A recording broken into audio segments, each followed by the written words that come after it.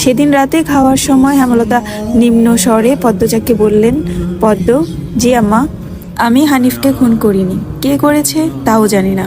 কথাটি শুনে পদ্মজা খুব চমকায়, কারণ তার মা মিথ্যে বলে না।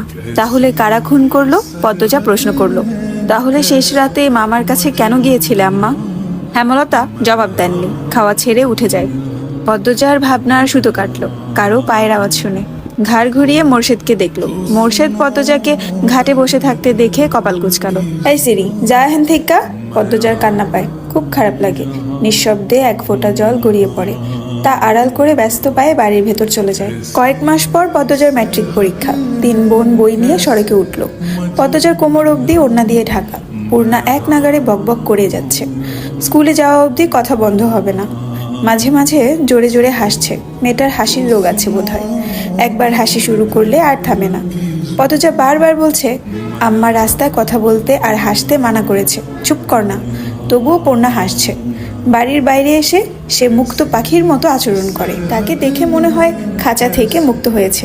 পদ্ম, ওই পদ্ম, খাড়া। পদ্মজা ক্ষেতের দিকে তাকালো। লাবণ্য ক্ষেতের আইল ভেঙে দৌড়ে আসছে। লাবণ্য আর পদ্মজা এক শ্রেণীতে পড়ে। লাবণ্য কাছে এসে হাঁপাতে থাকলো। শান্ত হওয়ার পর 4 জন মিলে স্কুলের উদ্দেশ্যে হাঁটা শুরু করলো। বাংলা পড়া শিখে এসেছিস আজ? পদ্মর প্রশ্ন। আগ্রহ করে লাবণ্য বলল, আরে সেরি, বাড়ির শুদ্ধ ভাষায় কথা কইলে বাইরেও কইতে হইব নাকি? আমি আঞ্চলিক ভাষা পারি না। লাবণ্য অসন্তোষ প্রকাশ করলো। সে অলন্দপুরের মাতব্বর বাড়ির মেয়ে। তাদের বাড়ির সবাই শিক্ষিত, তবুও তারা আঞ্চলিক ভাষায় কথা বলে। পরিবারের 2-3 জন সদস্য ছাড়া, আর পদ্মজার 14 গোষ্ঠী মূর্খ। 2-3 জন ছাড়া, তবুও এমন ভাব করে আঞ্চলিক ভাষা নাকি পারে না। সত্যি আমি পারি না। ছোট থেকে আম্মা শুদ্ধ ভাষা শিখিয়েছেন, উনিও বলেন, তাই শুদ্ধ ভাষায় কথা বলতেই আরাম পাই। পূর্ণা তো পারে। আমার চেষ্টা করতে ইচ্ছে হয় না। ইচ্ছা বাদ দে। শোন, কাইল আমার বাড়িত নায়ক নায়িকা আইব। পূর্ণা বিগলিত হয়ে প্রশ্ন করলো, কেন আসবো? কোন নায়ক? শুটিং করতে? ছবির শুটিং? পদ্মজা এসবে কোনো আগ্রহ পাচ্ছে না। পূর্ণা খুব আগ্রহ বোধ করছে। সপ্তাহে একদিন সুমিদের বাড়িতে সাদা কালো টিভিতে সে ছায়াছবি দেখতে চায়। তাই অভিনয়ের শিল্পীদের প্রতি তার আগ্রহ আকাশ ছোঁয়া। পূর্ণা গদগদ হয়ে প্রশ্ন করলো, কোন নায়ক নায়িকা? বলো না লাবণ্য আব্বা। দাঁড়া, মনে করি। পূর্ণা কৌতূহল নিয়ে তাকিয়ে আছে। লাবণ্য চোখ বুঝে মনে করার চেষ্টা করলো। এরপর মনে হতেই বলল, লিখন শাহ আর চিত্রা দেবী। তুমি আমার ছবির নায়ক নায়িকা। স্কুলে যাওয়ার পুরোটা পথ লাবণ্য আর পূর্ণা ছায়াছবি নিয়ে আলোচনা করলো। মূল বক্তব্যে ছিল লিখন শাহ। দিনটাকে পদ্মজার অলক্ষণে মনে হচ্ছে। সকালে উঠে দেখলো লাল মুরগিটার একটা বাচ্চা নেই। নিশ্চয়ই শিয়ালের কারবার। রাতে মুরগি খোপের দরজা লাগানো হয়নি। আর এখন আবিষ্কার করলো দেয়াল ঘড়িটা কাটা ঘুরছে না। ঘড়িটা রাজধানী থেকে হানি খালামণি দিয়েছিলেন। গ্রামে খুব কম লোকেই হাত ঘড়ি পরে। দেয়াল ঘড়ি হাতে গোনা 2-3 জনের বাড়িতে আছে। পদ্মজা সূর্যের দিকে তাকিয়ে সময়ের আন্দাজ করার চেষ্টা করলো। পূর্ণা প্রেমা দুপুরে খেয়েই ঘুম দিয়েছে। পদ্মজা মায়ের রুমে উকি দিল। হেমলতা মনোযোগ দিয়ে সেলাই মেশিনে কাপড় সেলাই করছেন। 8 পাড়ায় একমাত্র হেমলতাই কাজ করেন। প্রতিটি ঘরে কারো না কারো পরনে তার সেলাই করা কাপড় আছেই। লুকিয়ে দেখছিস কেন? ঘরে আয়। হেমলতার কথায় লজ্জা পেল পদ্মজা। না আম্মা, কাজ আছে। পানি দিয়ে যা। হেমলতা জগ বাড়িয়ে দেন। পদ্মজা জগ হাতে নিয়ে বলল, আম্মা, সদকা কোন মুরগিটা দেব? হেমলতা গতকাল স্বপ্নে দেখেছেন বাড়িতে আগুন লেগেছে, তাই তিনি সদকা দিবেন বলে মনস্থির করেছেন। সকালেই পদ্মজাকে মনের কথা জানালেন। সাদা মোরগটা দিয়ে দিস। মুন্না কি আসছে? না, প্রতিদিন বিকেলবেলা তো পানি নিতে আসে, কিছুক্ষণ পরেই আসবে।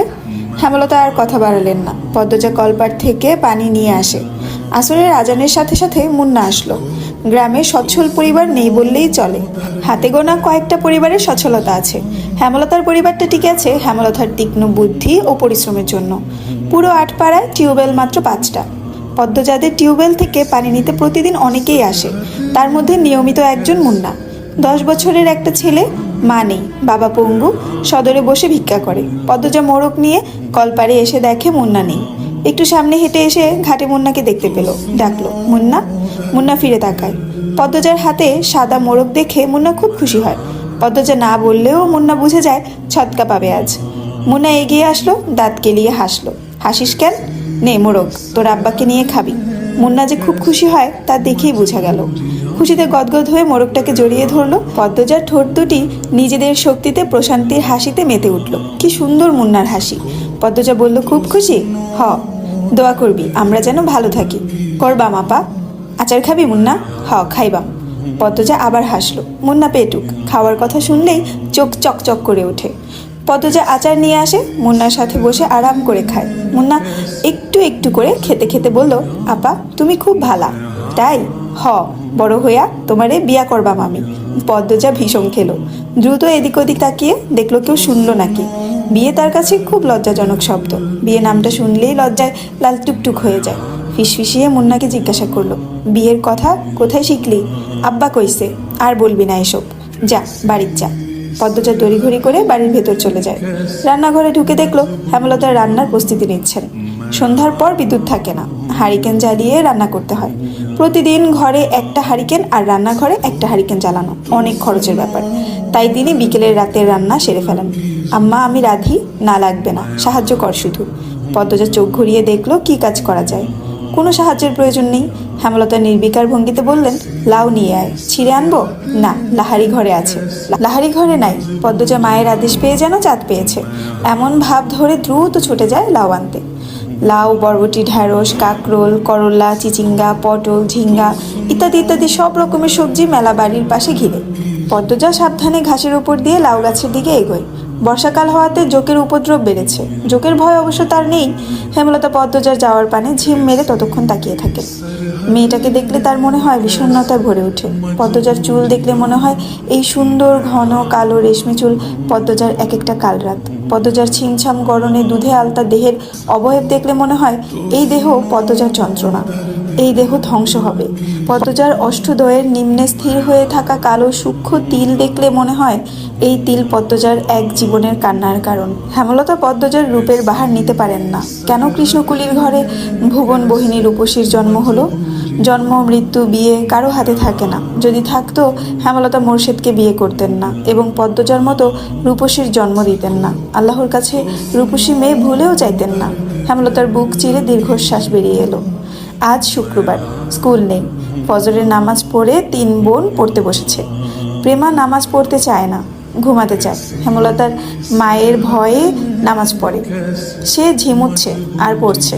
তা দেখে পদ্মজা আর পূর্ণা ঠোঁট টিপে হাসে। হেমলতা বিরক্ত হন।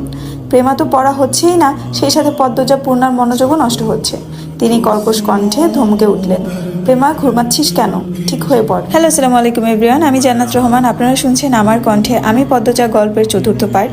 যে গল্পটা লেখিকা হচ্ছে এলমা বেহেরোজ আপু। এই গল্পটার অনেক রিকোয়েস্ট ছিল, যার জন্য এই গল্পটাতে আমাকে ভয়েস দিতে হচ্ছে। আমার ভয়েসে যদি আপনাদের এই স্টোরিটা ভালো লাগে অবশ্যই শেয়ার করবেন এবং ফলো দিয়ে পাশে থাকবেন।